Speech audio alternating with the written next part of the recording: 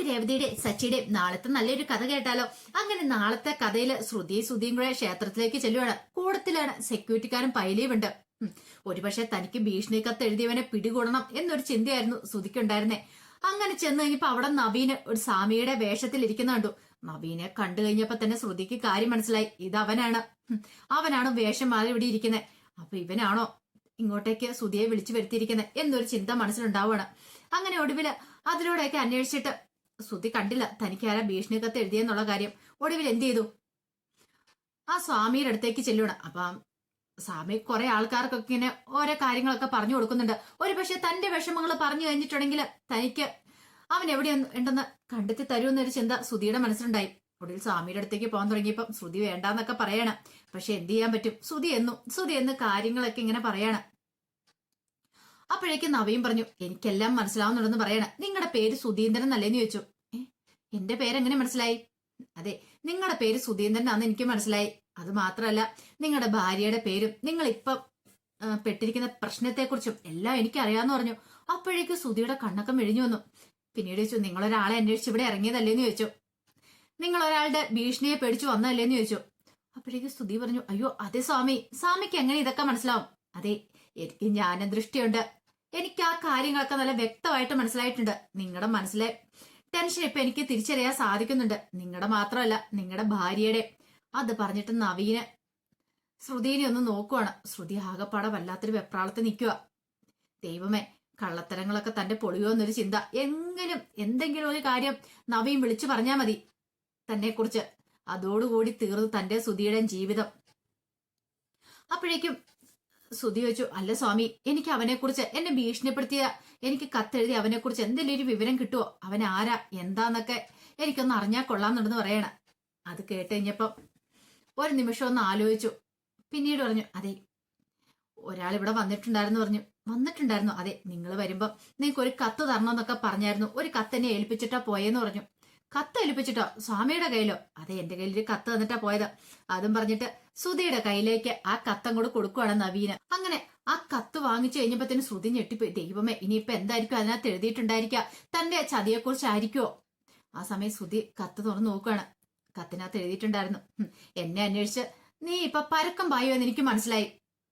അങ്ങനെയൊന്നും പെട്ടെന്നൊന്നും എന്നെ കണ്ടുപിടിക്കാൻ പറ്റില്ല. പിന്നെ എന്റെ പേര് കാര്യങ്ങളൊക്കെ നിനക്ക് അറിയണമെന്ന് ആഗ്രഹം കാണുമെന്ന് എനിക്കറിയാം. അതെ, പ്രശസ്തമായ ഒരു സൂപ്പർ സ്റ്റാർ അഭിനയിച്ച ഒരു സിനിമയിൽ എന്റെ പേരുണ്ടെന്ന് പറയണം. ഒരു സിനിമാ പേരിൽ എന്റെ പേരുണ്ട്. നിനക്ക് കണ്ടുപിടിക്കാൻ പറ്റുമെങ്കിൽ നീ കണ്ടുപിടിച്ചോളാനൊക്കെ പറഞ്ഞു. അത് കേട്ടപ്പോ ശ്രുതി ഇങ്ങനെ ആലോചിച്ചു, അതേത് സിനിമാ പേരായിരിക്കും പോലും? പ്രശസ്തനായി അഭിനയിച്ച സിനിമയുടെ പേര് അങ്ങനെ കുറെ ആലോചിച്ചിട്ട് കിട്ടിയില്ല. അവസാനം പൈലിയോട് പറഞ്ഞു, എടാ നീ കുറച്ച് സിനിമാ പേര് പറയണ. അങ്ങനെ കുറെ സൂപ്പർ സ്റ്റാർ അഭിനയിച്ച സിനിമാ പേരൊക്കെ പറഞ്ഞു. പക്ഷെ അതിനകത്തൊന്നും കിട്ടിയില്ല. ഒടുവില് സച്ചിദാനന്ദന്റെ സമയം എന്ന് പറഞ്ഞു. എന്താടാ പറഞ്ഞേ? സച്ചിദാനന്ദന്റെ സമയം? എടാ, അപ്പൊ അന്ന് അതായിരിക്കും, അവൻ തന്നെയായിരിക്കും സച്ചി. സച്ചിയോ? അതെ, ഇത് അവൻ തന്നെയാ. സച്ചിയാണ് എനിക്ക് കത്തെഴുതിയിരിക്കുന്നത്. അവന്റെ പരിപാടി ചെയ്ത് അവനാണ് എന്നെ കൊല്ലാൻ നോക്കിക്കൊണ്ട് നടക്കുന്നത്. പിന്നീട് പെട്ടെന്ന് തന്നെ ശ്രുതി തന്റെ ഫോണിനകത്തുനിന്ന് സച്ചിയുടെ ഒരു ഫോട്ടോ എടുത്തു. അതങ്ങനെ നവീനെ കാണിക്കണം. സ്വാമി, ഇതൊന്ന് നോക്കിയ സ്വാമി, ഇവനാണോ കൊണ്ട് നീ കത്ത് തന്നേന്ന് നോക്കാൻ പറഞ്ഞു. ആ ഫോട്ടോ കണ്ടു കഴിഞ്ഞപ്പോ നവീനൊന്ന് ഞെട്ടി. സച്ചിയുടെ ഫോട്ടോ. കാരണം നവീന് സച്ചിയെ പരിചയമുണ്ട്. ഇതിനു മുമ്പ് ഒരു തവണ കാറിൽ പോയ സമയത്ത് റോഡിലിട്ടിടിച്ച് അവനെ ശരിയാക്കിയതാ. അതിനുശേഷം തന്നെ വേറൊരു വണ്ടി വന്ന് ഇടിച്ച് താൻ കോമ സ്റ്റേജിലേക്ക് പോയതും. അത് മാത്രമല്ല, കുറച്ചു നാൾ മുമ്പ് താൻ ജയിലാൻ കാരണം ഇവനാണ്. പോലീസിന് തന്നെ പിടിച്ചേൽപ്പിച്ചത് ഇവനാണ്. ഓഹോ, അങ്ങനെയാണെങ്കിൽ ഇവനിട്ടൊരു പണി കൊടുക്കാം എന്ന് വിചാരിച്ചിട്ട് പറഞ്ഞു, അതെ, ഇവൻ തന്നെയാന്ന് പറയാ. അപ്പോഴേക്കും ഒരു നിമിഷം ആലോചിച്ചിട്ട് ശ്രുതി പറഞ്ഞു, എനിക്കിപ്പം മനസ്സിലായി എന്താ ഏതാ എങ്ങനെയാന്ന്. ഒത്തിരി നന്ദിയുണ്ട് സ്വാമി എന്ന് പറയണം. പിന്നീട് ശ്രുതിയോട് പറഞ്ഞു, ബാ ശ്രുതി, നമുക്ക് പാ, ഇത് അവനാ, ഇത് ചോദിച്ചിട്ട് തന്നെ കാര്യം. ശ്രുതി പറഞ്ഞു, ഇയാൾ എന്തേലുമൊക്കെ പറഞ്ഞെന്ന് വെച്ചോണ്ട് ശ്രുതി ഇങ്ങനെ എടുത്തിയാടി ഒരു തീരുമാനം എടുക്കരുത്. ഇത് ശ്രുതിയൊന്നും ആയിരിക്കില്ലേ കത്തെഴുതിയത്? അല്ല, എനിക്ക് ഉറപ്പുണ്ട്. അല്ല, ഇത് സച്ചിയൊന്നും ആയിരിക്കില്ല കത്തെഴുതിയെന്ന് പറയണം. അത് കേട്ട് കഴിഞ്ഞപ്പോ ശ്രുതി പറഞ്ഞു, എനിക്ക് ഉറപ്പുണ്ട്, ഇത് അവൻ തന്നെയാണ് ഈ കത്തെഴുതിയിരിക്കുന്നത്. അവനാ എന്നെ കൊല്ലാൻ വേണ്ടി നടക്കുന്ന അവനാണ്. എന്റെ ഉയർച്ചയിൽ അവന് അസൂയ, അത് കാരണം അവൻ ചെയ്യുന്ന. നീ വാ ശ്രുതി, ഇതെന്ന് ചോദിച്ചിട്ട് എന്നെ കാര്യം രണ്ടിലൊന്ന് തീരുമാനിച്ചിട്ടുള്ളൂ. എന്നെ കൊല്ലാൻ നടക്കുന്ന അവന്. അതും പറഞ്ഞിട്ട് ശ്രുതി പെട്ടെന്ന് അങ്ങ് നടന്നു. ഈ സമയം ശ്രുതിയോട് നവീൻ പറഞ്ഞു, പൈസ തരാതെ ഒരു രക്ഷയില്ല മോളെ. ഞാൻ പറഞ്ഞ പണം എനിക്ക് തരണം. 5 ലക്ഷം രൂപ എനിക്ക് കിട്ടിയില്ലെങ്കിലുണ്ടല്ലോ, പിന്നെ അറിയാലോ, നിന്റെ ഭർത്താവിനെ ഞാൻ ഇവിടെ വരുത്തും, കാര്യങ്ങളൊക്കെ പറയും, നിന്റെ ജീവിതം താറെന്ന് പറഞ്ഞു. അപ്പോഴേക്ക് ശ്രുതി തിരിഞ്ഞു വന്നിട്ട് ചോദിച്ചു, ശ്രുതി നീ വരുന്നില്ലേന്ന് ചോദിച്ചു. ഞാൻ വരുവാന്ന് പറയണം. അങ്ങനെ അവർ രണ്ടുപേരും കൂടെ അങ്ങോട്ടേക്ക് പോയി. കുറച്ച് കഴിഞ്ഞപ്പോ ശ്രുതി അവരൊക്കെ അങ്ങോട്ട് വീട്ടിലേക്ക് വരുവാണ്. കൂടത്തെ പൈലിയും കൂടെ കൂട്ടിയിട്ടുണ്ട് സെക്യൂരിറ്റി ഗാർഡിനെ. അങ്ങനെ അമ്മയെന്നും വിളിച്ചോണ്ട് അകത്തേക്ക് ശ്രുതി കയറി വന്നു. ആ സമയം ചന്ദ്രമതി ചെന്നിട്ട് ചോദിച്ചു, എന്താടാ, എന്തിനാ നീ വെറുതെ അലറെ വിളിക്കണേന്ന് ചോദിച്ചു. അമ്മ ഒരു കാര്യമുണ്ട്. ഇതാരുടെ ഈ കൂടെയുള്ള? അതെന്റെ ബോഡി ഗാർഡാന്ന് പറഞ്ഞു. ബോഡി ഗാർഡോ? ഇതോന്ന് ചോദിച്ചു. അല്ല, ഇയാളാള് കൊള്ളാലോന്ന് പറയണേ. എന്റെ അമ്മ, അതൊന്നും അല്ല ഇപ്പോഴത്തെ കാര്യം. എന്തിയെ, സച്ചി എവിടെ ഉണ്ടോന്ന് ചോദിച്ചു. ആ സമയത്ത് ചന്ദ്രമതി പറഞ്ഞ, എനിക്കറിയില്ല, ഇത് രേവതിയോട് ചോദിച്ചാൽ അറിയത്തുള്ളെന്ന് പറഞ്ഞു. അപ്പോഴേക്കും ശ്രുതി പറഞ്ഞൊരു കാര്യം ചെയ്യാം, രേവതിയെ വിളിക്കാൻ പറയാ. എടാ അത് കാര്യം എന്താ വെച്ചാ പറ. പിന്നീട് ചന്ദ്രമതി രേവതിയെ വിളിക്കുവാണ്. രേവതി അങ്ങോട്ട് വന്നു. കൂടെ രവീന്ദ്രനും ശ്രീകാന്തും വർഷയൊക്കെ അങ്ങോട്ട് വന്നു.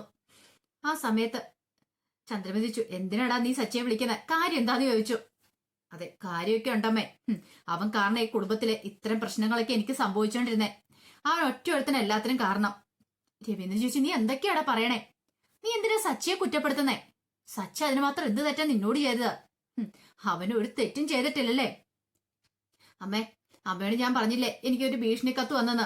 ഈ 2ാം തവണയെ കത്ത് വരുന്നേ. ഇതിനു മുമ്പും വന്നിട്ടുണ്ട്.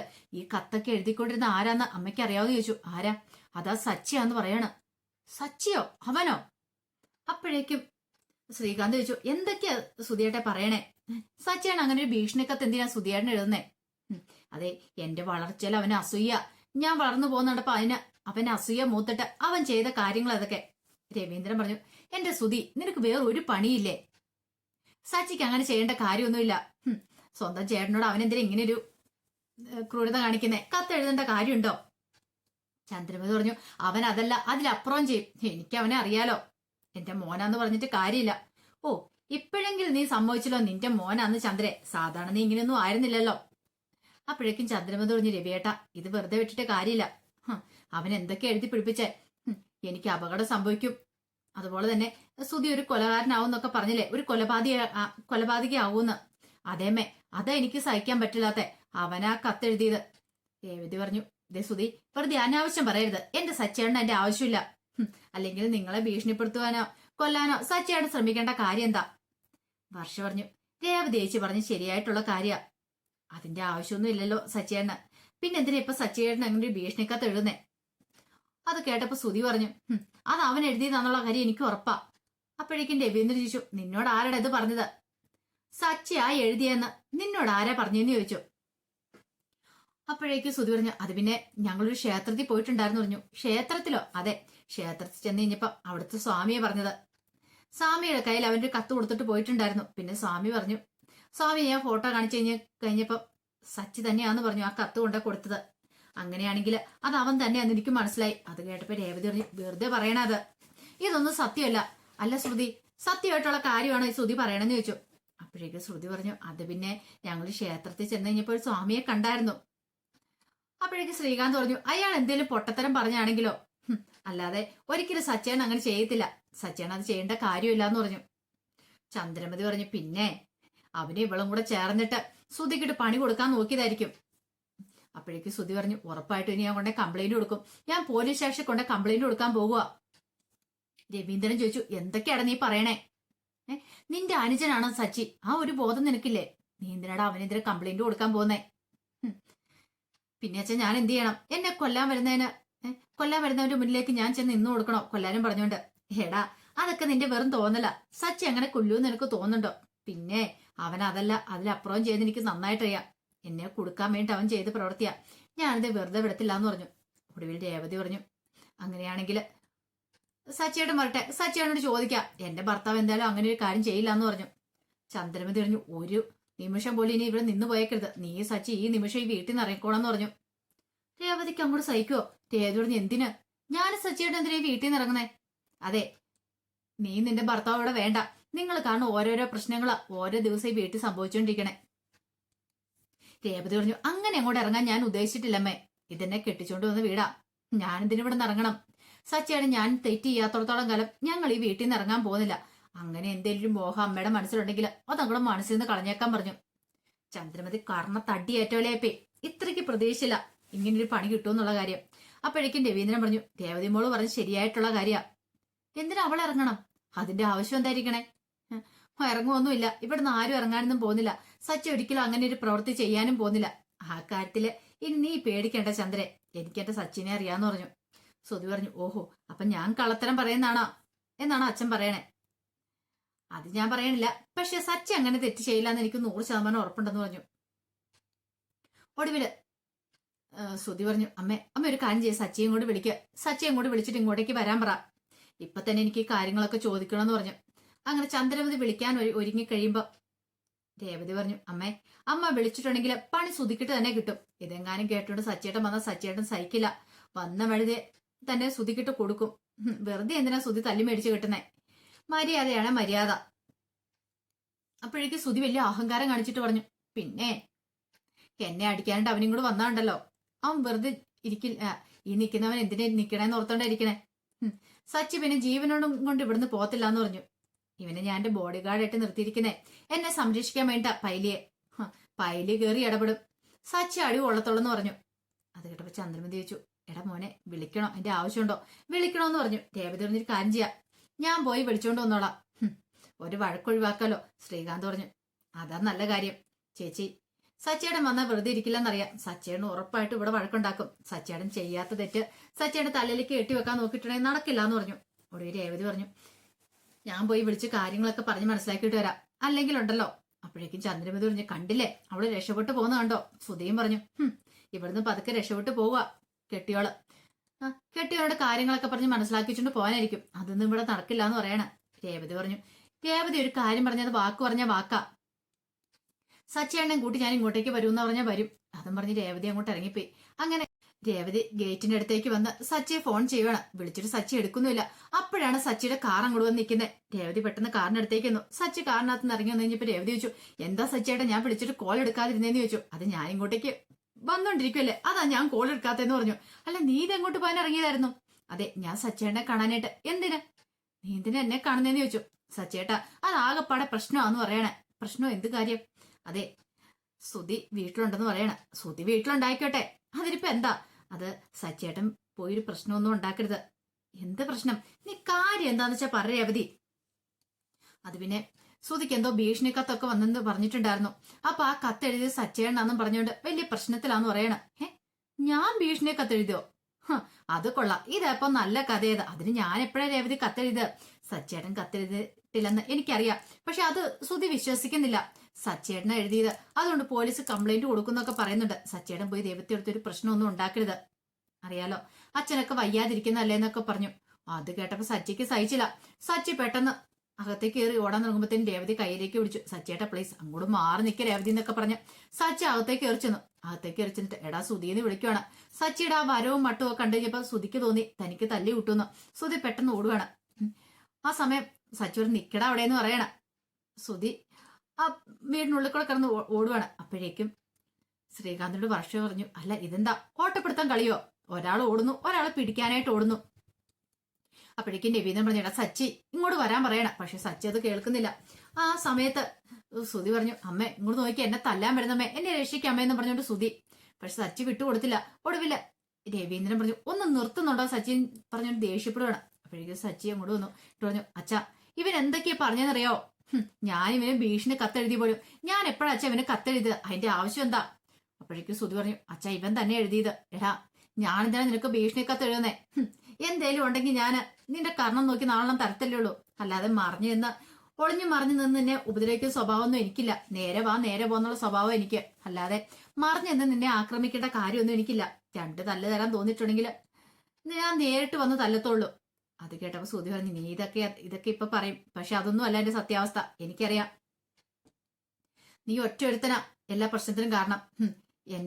എനിക്കും എന്റെ അമ്മയ്ക്കും എതിരെ കത്തെഴുതി നീയാന്ന് പറഞ്ഞു. അത് കേട്ടപ്പോ സച്ചു നിന്നെ ഞാനുണ്ടല്ലോ എന്നും പറഞ്ഞോണ്ട് വീണ്ടും അവനായിട്ട് ഓടിക്കുകയാണ്. ആ സമയത്ത് അവൻ നേരെ പൈലിയുടെ അടുത്തേക്കുന്നു. പൈലിയുടെ പിന്നിൽ വിളിച്ചു. എന്നിട്ട് പറഞ്ഞു, എടാ പൈലി നോക്ക്, എന്നെ നേരിടാൻ വരുന്നുണ്ടോ? അവനെ നേരിടാൻ പറയാണ് സച്ചിയെ. അപ്പോഴേക്കും സച്ചു പറഞ്ഞു, മര്യാദയ്ക്ക് മാറിപ്പോവാൻ പറഞ്ഞു. സച്ചു പറഞ്ഞു, ഓഹോ നീയോ എന്നൊക്കെ ചോദിച്ചു. സച്ചി അങ്ങ് നിന്നു. സച്ചി അവനെ ആ ബാധിച്ചൂടെ ഒന്ന് നോക്കുവാണ്. അവനെ നിപ്പും മട്ടും ഒക്കെ. ആ സമയം രേവതി പറഞ്ഞു, വേണ്ട സച്ചേട്ടാ, രേവതിക്ക് പേടിയായി. അപ്പോഴേക്കും അവൻ വലിയ ആള് വിളിച്ചു പറഞ്ഞു, അതെ ഞാന് ഒന്നും രണ്ടും പേരല്ല 10-15 പേരെ ഒറ്റ നിമിഷം കൊണ്ട് ഇടിച്ചു തീർക്കുന്നവരാ. എന്റെ അടുത്ത് കളിക്കാൻ വരില്ല നീ എന്നൊക്കെ സച്ചിയുടെ വലിയ വെല്ലുവിളിക്കുകയാണ്.